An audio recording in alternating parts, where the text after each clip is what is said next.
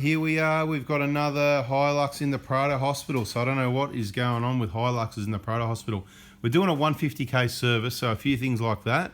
And we're just going to go over it like we do the Prados and have a look at all the typical things that you'd see or might see on any vehicle. So this is relevant to any vehicle, things to keep a lookout for. Once you get familiar by watching all our inspection type, you know, whether you're buying a vehicle or you're checking cars people selling, buying, owning, and you just want to do an inspection, I'm going to run through. I can see a couple of problems here, so this is going to be interesting, right? The first thing is I just want to note these tyres, right? There's no tread left on them, right?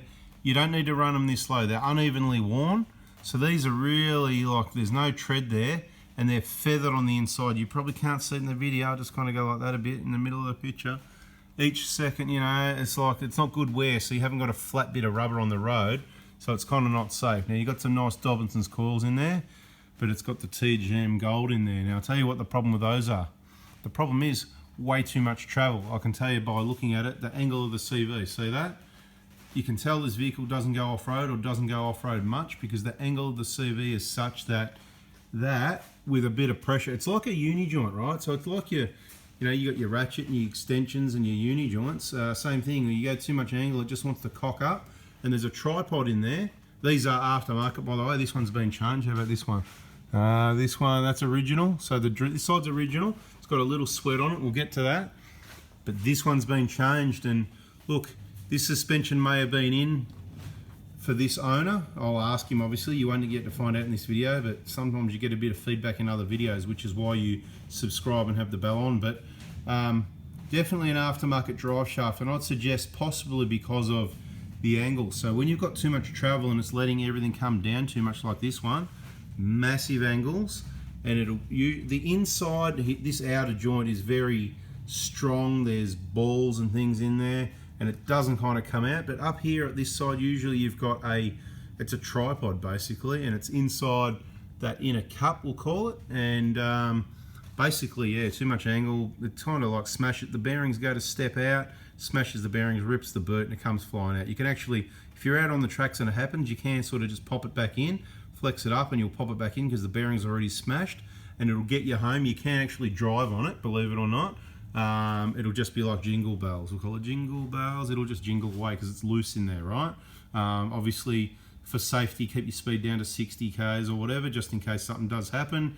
I wouldn't suggest doing it for thousands or even hundreds of k's, but you know what you got to do to get out of there. And look, I know that you can do it now.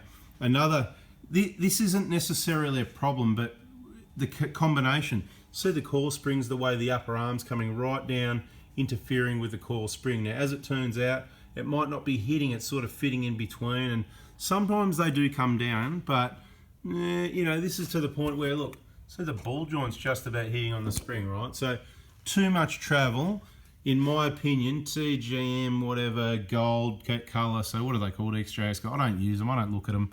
They're not leaking, so that's good. The ride might be okay, I can't remember. What drove this? What was it like? I think it was all right, but I didn't drive it that far. So, you know, a bit of bonus info that you don't normally see on an inspection. There's a whole lot of grease around here. So obviously that would say it was more to do with this boot splitting, why that shaft got replaced. Not necessarily it came out because of the travel, because there's no grease up there. So I was wrong again. See, I'm making a lot of assumptions here. We sort of checked over the bearings and the bushes. Everything at the moment looks pretty good. You can see it's done a little bit of tracks. It's got a bit of damage on the stock bash plate. Maybe time to upgrade to something K-On, to K-On do stuff with the Hiluxes. I'm not too sure, you know.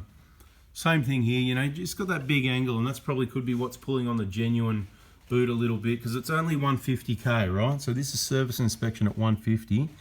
It looks pretty good. At least you got a genuine one there. There's a bit of oil around here, but don't read too much into that because we've actually just done an injector replacement on this, okay? So it's a service and injectors.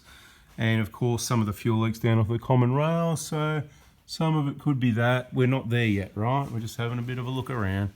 Yeah, fuel filters got taken off, a little bit of leaked around. Yeah, you can see it's a bit wet up there, see all that, right? So it's probably us, so we'll give it a good clean up. Don't worry about looking at that too much, because we've got to do, you know, other work on it as well. So it's up for the inspection at the moment. It's had an oil change done. Just checking out these bushes, front Hilux, lower control arm bushes on this one. They look pretty good from what I can see. Oh, that one looks pretty good. Right, come around the back here. Oil cooler for the diesel oil cooler. It's been a bit smacked around. The red positive wire, you know me. I like to see corrugated split tubing on all positive wires, so I'm not a fan of any of that, like that. Zip tied to other lines and stuff like that. The perfect way to cause problems, because those lines are basically earth to the vehicle, as virtually the whole vehicle is. Okay, looking for problems, not trying to tell you how to wire up the vehicle. See all that oil on the engine mount there? That's what I'm talking about. That's just fuel. Driveline's been lubed. It's got a bigger exhaust on it. You can see what's going on there. Give you a bit of a look, right? A bit of a look at the bigger exhaust. Let's take a look at that. Already going rusty on the welds. Some sort of double weld. What's that? X, whatever. Right. Actually goes all right. So the exhaust may help it a little bit. I've never denied that I don't mind an exhaust as long as it's good quality, because the original systems are good quality materials, you know what I mean? Original spare up there, that's cool. No damage here. Don't normally see any issues really with any of the rear suspension. Check for play in the axles. Any oil around there, obviously. You can inspect the rear brake shoes through the little, take the rubber boots off, you can do that. You've got this one here. Am I going to try and do that with my hand? I don't know, this is going to, I'll put this light down. Let me just put that one there, pull this cover off, just to show you, right? So I'll give you a bit of an indication. Right, so you can see the drum. If I can get it close enough, here we go. I'm just moving the drum, trying to move just the drum. So you can see, okay, middle of the picture is the backing plate of the brake shoe. To the right side of that is the lining that's adhered to the shoe, and the bit that's moving is the drum moving on the outside. So if you look in there, at the moment they're about half worn, you know. Normally new shoes are around about they're only about 6 mil, 7 mil. So I haven't measured one lately, but just pop that back in. I'm not saying we're done here, but you know, I'm just trying to put it in so it's in. All right, no oil leaks there. Look, it's 150,000 Ks, right? It's got the original shocks in the back, right? So people sometimes they lift the front and leave the back just to level it out a bit. The problem you got is once you then load up the rear, it's going to end up sitting more than flat. It's going to be lower at the back. So, plastic fuel tank guard on these. This one looks all right. Usually they can cop a bit of damage, you know. So they're just flexy kind of. They don't give you much protection. What happens on the Hilux is because the middle area, they got a longer wheelbase, and the part that can touch sometimes is the transfer case here. So I said on the Prados it doesn't usually touch, but the Hilux can. But as long as it happens slowly and gently, it's not a big deal, you know. Just need to be careful of that. And then your middle area is right in the middle of your ramp over on Hilux is clear. That's sort of like right here in between the tank. So the tank's in, let me get the tank in the picture. There's the tank, there's the transfer case. Right, so it's kind of clear in the middle, which is cool. But look, nothing to see here, nothing else. Again, lube the driveline, check for any play in that. But at these sort of cars, you're not going to see anything. Again, the tyres are very worn, a bit over inflation, because you can see in the middle, well, you probably can't see, but I can. There's a bit more tread at the edge than there is in the middle. In the middle, at that area, there's about maybe a millimetre. Okay. Just looking around, you know, I could miss something. This is the first time I've looked under this vehicle, so I'm of course going to have a look again after the video. If there's anything majorly important I find, I'll come back and extend the video a little bit, but at the moment, I'm literally... So there's that sweat again. We've talked about it before. In others, you know, we did that quick, cheap oil leak fix. Now, this isn't an oil leak, right? So, a couple of things. Sometimes it is grease coming off the tail shaft there. Yes, that's correct. Very rarely is there ever a leak. I don't know if I've ever seen a leak. If I see some oil sitting just there, right, it could be like 2 or 3 mil of oil that's been sitting there for 20 or 30,000 Ks. It's not a leak, but you can clean it. But if there's a drop there and it's just sitting there and that's all it is, you can do extensive works, pull the transmission out. I've mentioned this in other videos, and change the seal at the front of the transfer case, because that's what it'll be. It's not the rear of the transfer case. It's not the auto, because it's not red. It's transfer case oil. If it's coming out of there, it's the front seal, the input of the what am I saying? Yeah, what did I just say? I don't even want to say. Transfer case, yep.